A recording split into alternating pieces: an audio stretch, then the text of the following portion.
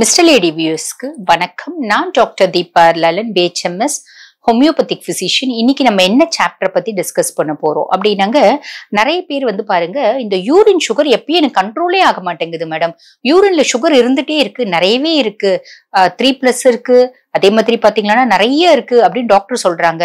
ஆனா ஒரு சிலர் டாக்டர் என்ன சொல்றாங்க அப்படின்னா, யூரின் சுகரை பத்தி கவலைப்படாதீங்க, பிளட் ரேண்டம் பிபி ஓரளவுக்கு கண்ட்ரோல்ல தானே இருக்கு அப்படின்றாங்க. அது கவலைப்படுறதா வேண்டாமா? இப்ப நம்ம யூரின் சுகர் மட்டும் இருந்து பிளட்ல சுகர் இல்லைன்னா ஒன்னும் தப்பு இல்லையா இப்படின்லாம் கேக்குறாங்க.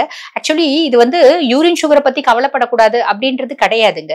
யூஸ்வலா சுகர் நம்மளுக்கு அன்கண்ட்ரோல்டா இருக்குன்னா யூரின்லயும் தெரியும், பிளட்லயும் தெரியும். ஓகேங்களா? அதே மாதிரி இந்த பிளட் நிறைய பேர் என்ன பண்றாங்க அப்படின்னு கேட்டீங்கன்னா, ஃபாஸ்டிங், போஸ்ட் பிராண்டியல் ரேண்டம் இதை தான் எடுக்கிறாங்க. இதை எடுக்கும் போது மேபி அது பிளக்சுவேஷனால அது கம்மியாவும் இது ஜாஸ்தியும் தெரியலாம். பொதுவா சுகர் ஜாஸ்தி இருக்கு அப்படின்னா யூரின்லயும் அதே மாதிரி தான் தெரியும், பிளட்லயும் அதே மாதிரி தான் தெரியும். இவங்க மேபி எடுக்கிற லேப் கொஞ்சம் முன்ன பின்ன இருக்கலாம், இல்லைன்னா இவங்க அன்னைக்கு சாப்பிட்ட சாப்பாடு ரொம்ப கம்மியா இருக்கலாம், அதனால பிளட்ல கம்மியா தெரியலாம், யூரின்ல நிறைய தெரியலாம். ஓகேங்களா?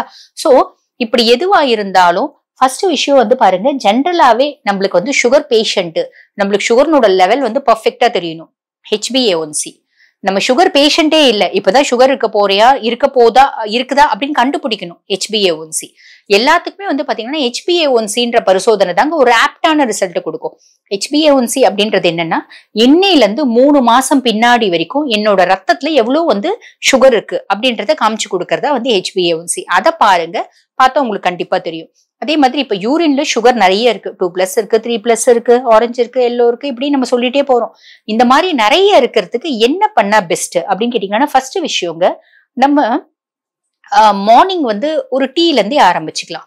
டீ குடிக்கலாமா? குடிங்க. டீ, காஃபி எதுனாலும் குடிங்க, விதவுட் மில்க், விதவுட் சுகர். காலைல சாயங்காலம் 2 நேரம் குடிங்க.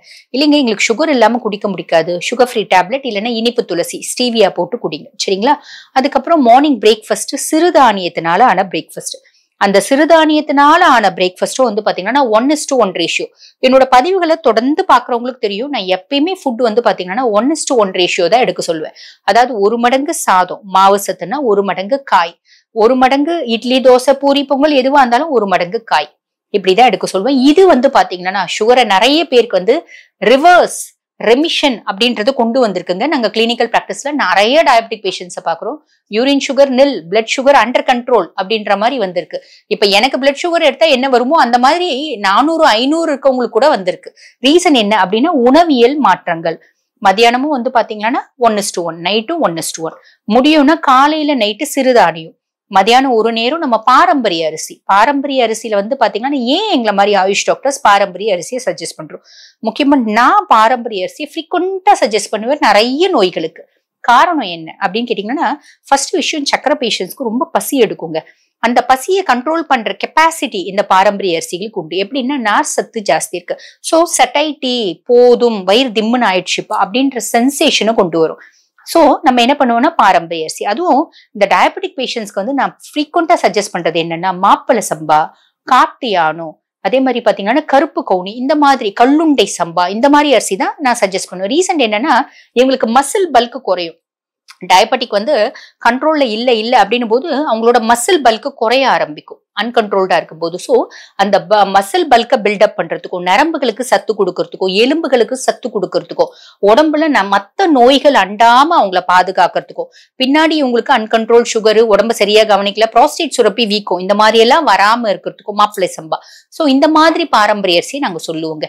இது மட்டும் தானா? இந்த பாரம்பரிய அரிசியில பாருங்க, calcium, potassium, magnesium, phosphorus, zinc, selenium, இப்படி ஏகப்பட்ட விஷயம் இருக்குங்க. சோ எடுத்துக்கலாமே, தப்பு இல்லையே. ஏன்னா ஒரே ஒரு டிராபேக் பாரம்பரிய அரிசியில, டைரக்டா நினைச்சோடனே வடிக்க முடியாது. குறைஞ்சது 8 மணி நேரத்துல இருந்து 12 மணி நேரம் ஊற வச்சுதான் வடிக்கிறோம்.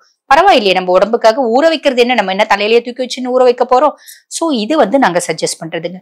அதே மாதிரி பாத்தீங்கன்னா, வாரத்துல 3 நாள் பாவக்காயோ, 4 நாள் கோவக்காயோ நான் சஜஸ்ட் பண்ணுவேன். அதை நீங்க ஃபாலோ பண்ணிக்கோங்க. பாவக்காய் எதுக்கு? பாவக்காயில இருக்க மொமாடசின் சாண்ட்ரின் சக்கர நோயாளிகளுக்கு நிறைய நல்லது செய்யும். கோவக்காய் எதுக்கு? கோவக்காயில இருக்க காப்பர் உடம்புல நோய் எதிர்ப்பு சக்தியை நிறைய அதிகப்படுத்தும். அதனாலதான் பாத்தீங்கன்னா, குழந்தைங்களுக்கு கூட அடிக்கடிக்கு கோவக்காய் கொடுக்க சொல்லுவோம். எதுக்கு அப்படின்னா, நோய் எதிர்ப்பு சக்தி நிறைய வர்றதுக்கு, காப்பர்னால. ஓகேங்களா? சோ இதெல்லாம் ஃபாலோ பண்ண சொல்லுவோம். கூட பாத்தீங்கன்னா, இவங்கள ஒரு கஷாயம் குடிக்க சொல்லுவாங்க.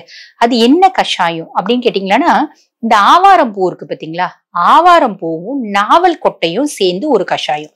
ஆவாரம்பூ ஒரு 100 கிராம் எடுத்துக்கணும், நாவக்கொட்டை ஒரு 100 கிராம் எடுத்துக்கணும். நீங்க இது என்ன பண்ணுங்க, பவுடராலாம் வாங்கவே வாங்காதீங்க. நாட்டு மருந்து கடையில போயிட்டு பூவே காய வச்சது இருக்கும், வாங்கிட்டு வந்துருங்க. நாவக்கொட்டை வந்து காய வச்சு நாவப்பழம் கொட்டை இருக்கும், வாங்கிட்டு வந்துருங்க. வாங்கிட்டு வந்து நாவக்கொட்டையை மட்டும் நீங்க ஒரு 2 நாள் வெயில்ல போட்டு நல்லா காய வச்சு மிக்சியில போட்டு பொடி பண்ணிக்கோங்க. பொடி பண்ணி அப்படியே வச்சுக்கோங்க. ஜெலிக்கணும்னா இந்த ஆவாரம் பூ நம்ம எதுவுமே பண்ண வேண்டாம். காலையில எந்திரிச்ச உடனே என்ன பண்ணுங்க, நல்ல இவ்வளவு பூ எடுத்துக்கோங்க, நல்ல 2 கிளாஸ் தண்ணி போட்டுக்கோங்க, இவ்வளவு பூ அதுல போடுங்க. போட்டு நல்லா கொதிக்கும் போதே வந்து பாத்தீங்கன்னா, நாங்க இந்த ஆவாரம் பூ வந்து நல்ல ஒரு கோல்டன் எல்லோவா புதுசா இப்பதான் பூத்த மலர் மாதிரி ஃப்ரெஷ்ஷா வந்துரும். நீங்க அதை பண்ணி பாருங்க, உங்களுக்கே தெரியும்.